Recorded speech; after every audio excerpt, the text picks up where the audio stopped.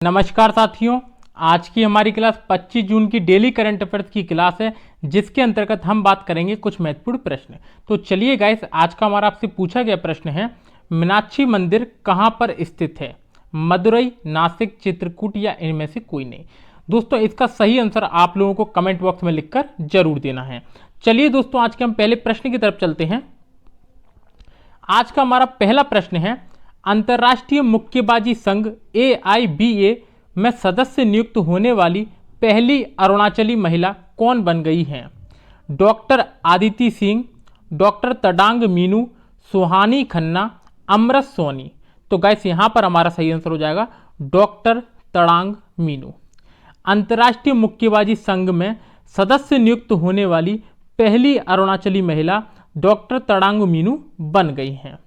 ठीक है दोस्तों, हम यदि बात करें अंतर्राष्ट्रीय मुक्केबाजी संघ के बारे में, तो यह पूरे विश्व में बॉक्सिंग के खेल को आयोजित करता है या रेगुलेट करता है।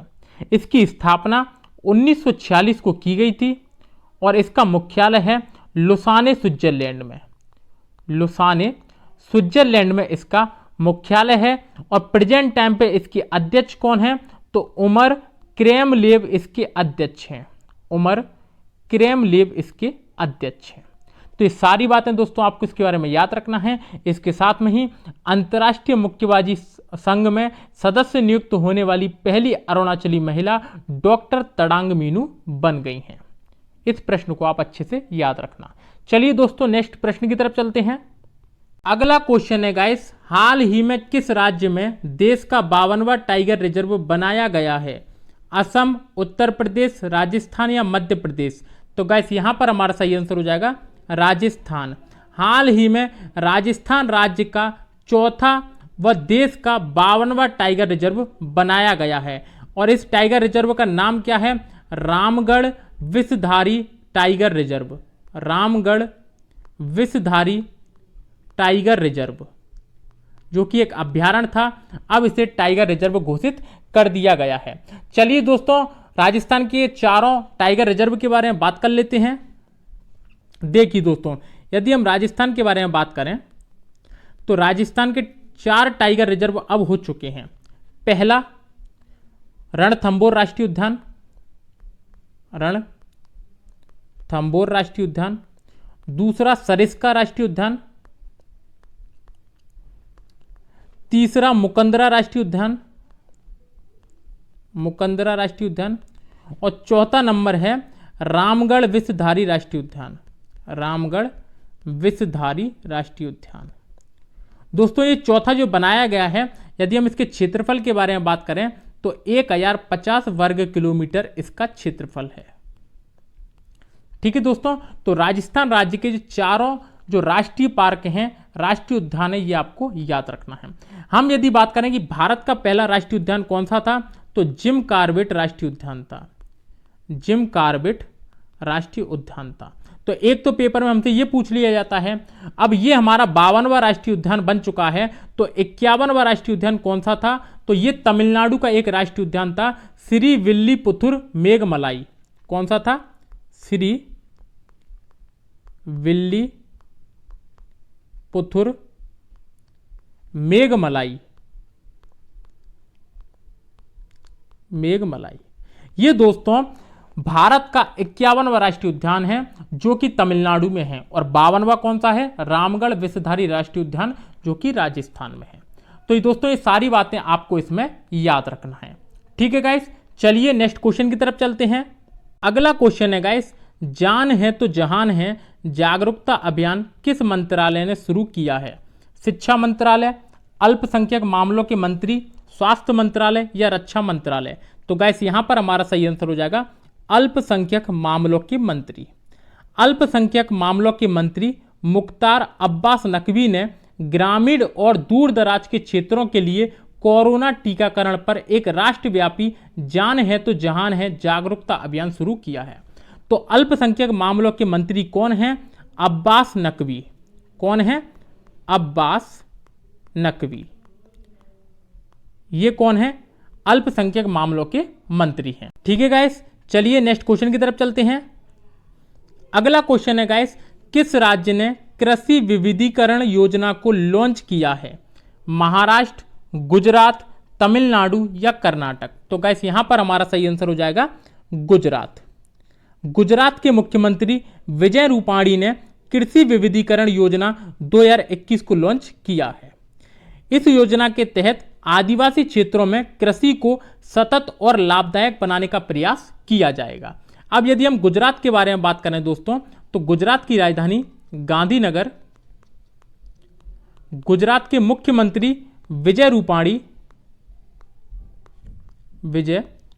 रूपाणी और गुजरात के राज्यपाल आचार्य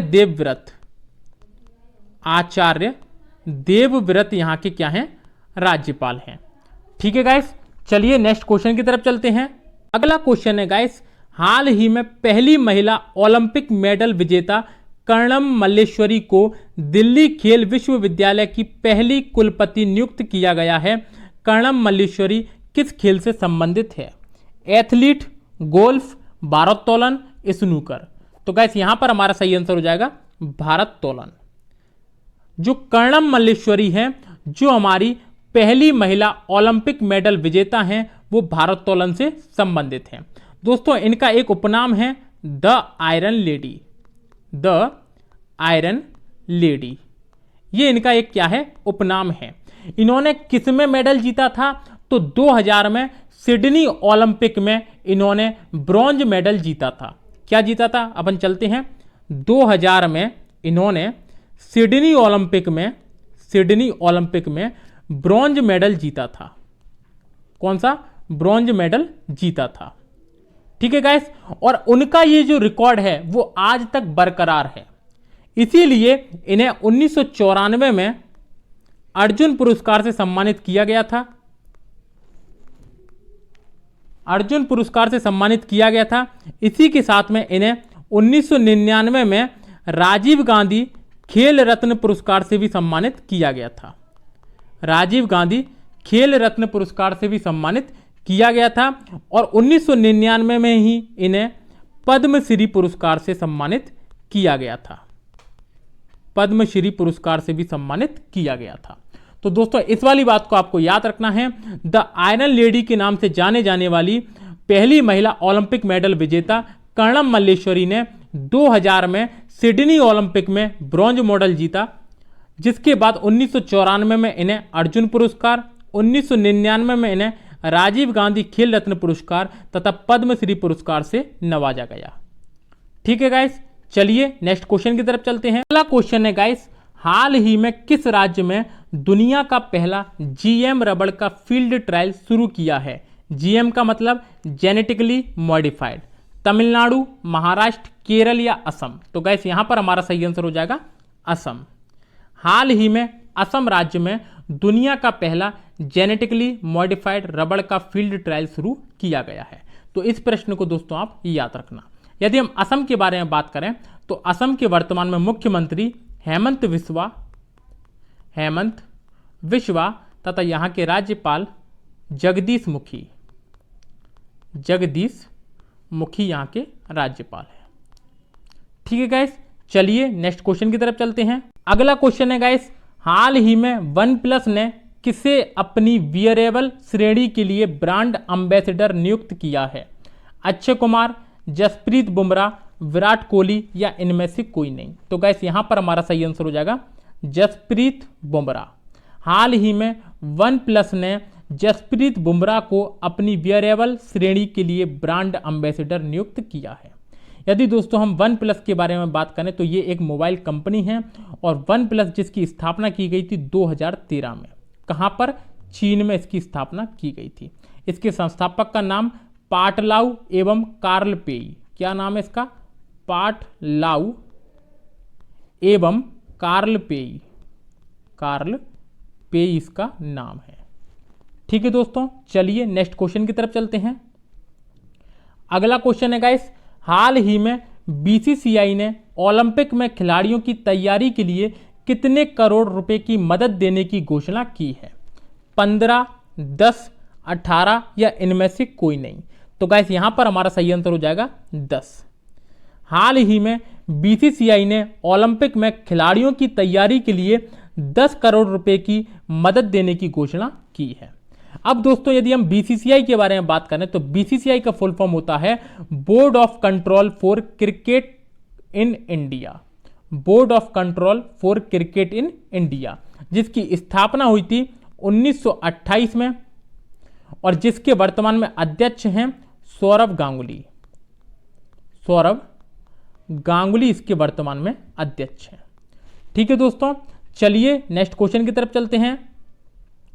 हाल ही में एडीबी ने कोविड-19 टीकों की खरीद के लिए किस देश को 940 मिलियन डॉलर के ऋण को मंजूरी दी है?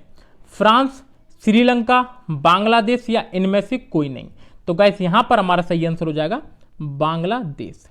हाल ही में एडीबी मतलब एशियन डेवलपमेंट बैंक ने कोविड-19 टीकों की खरीद के लिए बांग्लादेश को 940 मिलियन डॉलर के ऋण को मंजूरी दी है। अब यदि दोस्तों हम एडीबी के बारे में बात करें तो एशियन डेवलपमेंट बैंक, जिसकी स्थापना 1966 को की गई थी, जिसका मुख्यालय है मनीला, फिलीपींस में। मनीला, फिलीपींस में इसका मुख्यालय है तथा 68 देश इसके सदस्य हैं। 68 देश इसके क्या हैं? सदस्य हैं। ठीक है गाइस, चलिए नेक्स्ट क्वेश्चन की तरफ चलते हैं। My joys and sorrow as a mother of a special child नामक पुस्तक लॉन्च हुई है। यह पुस्तक किसने लिखी है? डॉक्टर कृष्णा सक्सेना, भगत सिंह कोश्यारी, अमिताभ घोष या सुमित्रा मित्रा।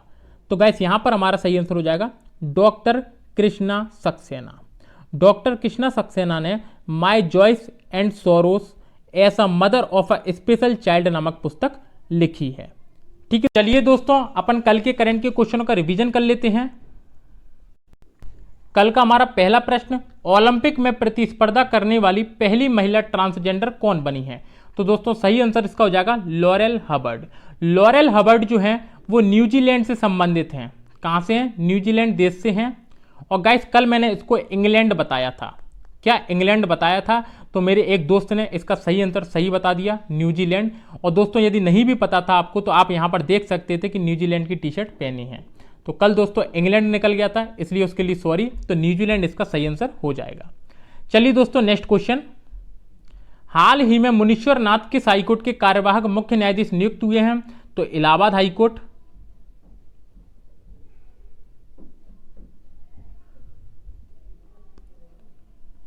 हाल ही में किसने सीयू ओपन सोसाइटी पुरस्कार जीता है?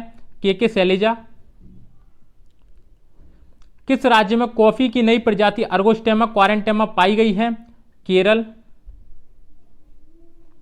हाल ही में किस देश के प्रधानमंत्री स्टीफन लोवेन ने विश्वास मत खो दिया? स्वीडन। हाल ही में किस राज्य ने आंध्र प्रदेश की नाडु नेडू योजना को लागू करने का निर्णय लिया है? Telangana. Ease of living index की रिपोर्ट के अनुसार सबसे ज्यादा रहने योग्य शहर कौन सा बना है? बंगलुरु। हाल ही में निकोल पाशिनियन ने किस देश के प्रधानमंत्री का चुनाव जीता है? आर्मेनिया। हाल ही में किस राज्य सरकार ने मुख्यमंत्री आर्थिक सलाहकार परिषद के गठन का निर्णय लिया है? तमिलनाडु। अंतर्राष्ट्रीय ओलंपिक दिवस कब मनाया जाता है? तो 23 जून। और दोस्तों कल का हमारा आपसे पूछा गया प्रश्न था, गंगोत्री राष्ट्रीय उद्यान किस राज्य में स्थित है? असम, उत्तराखंड, हिमाचल प्रदेश या महाराष्ट्र? तो गाइस यहां पर हमारा सही आंसर हो जाएगा उत्तराखंड। गंगोत्री राष्ट्रीय उद्यान उत्तराखंड राज्य में स्थित है। तो यदि दोस्तों आज की वीडियो आपको अच्छी लगी हो तो वीडियो को लाइक कर देना, चैनल को सब्सक्राइब कर देना तथा पीडीएफ के लिए टेलीग्राम चैनल की लिंक डिस्क्रिप्शन में दी हुई है, वहां से आप इसको डाउनलोड कर सकते हैं। फिर मिलते हैं दोस्तों कल नेक्स्ट क्लास के साथ, तब तक के लिए धन्यवाद।